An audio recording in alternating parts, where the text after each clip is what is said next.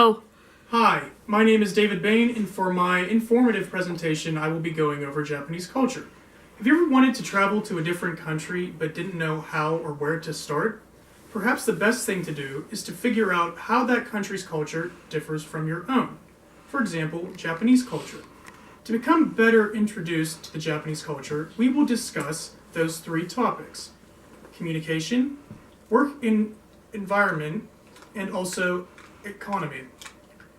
One of the major differences we have when communicating between the United States and also Japan is that in the United States we tend to speak more directly to a person.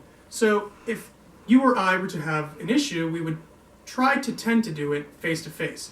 Whereas in Japan, they generally use a third party or a middleman to get their opinions across. So it's more artificial in a way. Another thing we have different is body language. Although the United States is composed of a lot of different immigrants, it's an immigrant country and a lot of ethnicities, and we do use body language, it's a bit more different than it is in Japan. And for example, the way we we try to get our message across is through our words and what we say. Whereas in Japan, it's more body language, but it's not so much hands like I'm using now. It's facial and the way that they'll pause when they speak, and they'll actually listen to what the other person is saying. Lastly, when it comes to communication, is the goals of the conversation. In the United States, where our main goal is trying to convince the other person that we're right. So we're almost trying to persuade them. I feel like that's how most conversations go in the United States anyway. Whereas in Japan, it's not so much trying to convince the other person that you are correct, as much as it is you're trying to show the other person how you're emotionally feeling. So you're trying to express your emotions and feelings at the same time. Nextly, we have environment. One of the differences between the United States environment and Japan's environment is how superiors are treated in and outside of the work environment. When it comes to within the work environment in the United States, it's pretty much just very respectable. You want to be casual and respectable, and you would do the exact same thing as if you were at an outside business party or with your colleagues at a bar or anything like that. You'd treat your boss the same way you would within the bar. However, in Japan, it's a bit more different.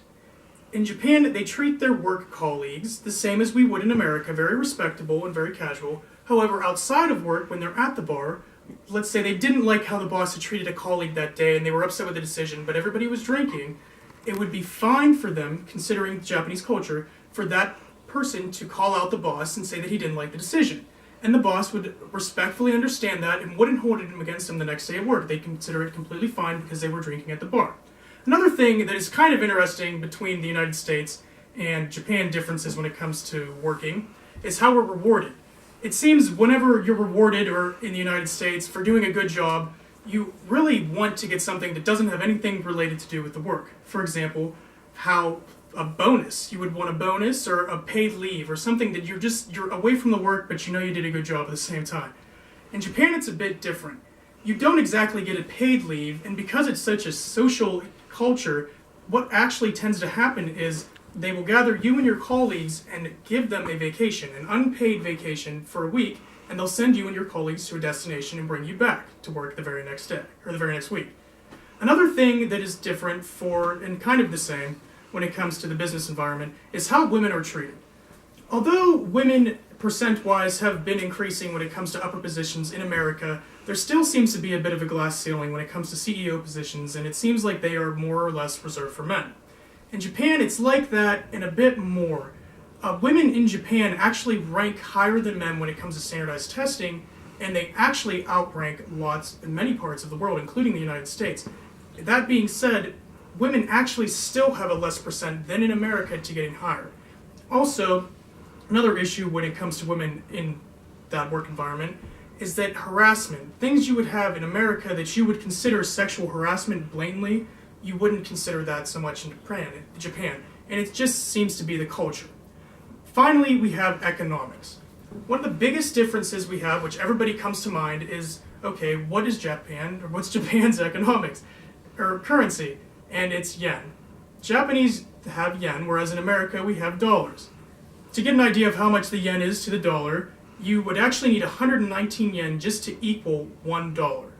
That being said, to get an average in 2012, this is after tax, in Japan they actually pulled in about $29,000 per year per citizen on average, and in America it was around $50,000 after tax had been deducted.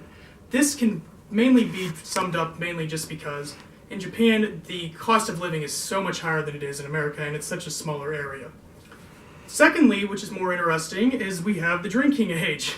The drinking age in the United States and Japan is relatively the same. In America, you have to be 21 to be able to drink, and in Japan, you have to be around 20, so that's not too far off. However, advertising in both the countries is completely different. In America, it's a lot stricter. There's a lot of barriers you have to go through where you can advertise, what environment to what age group, and what demographic and all that.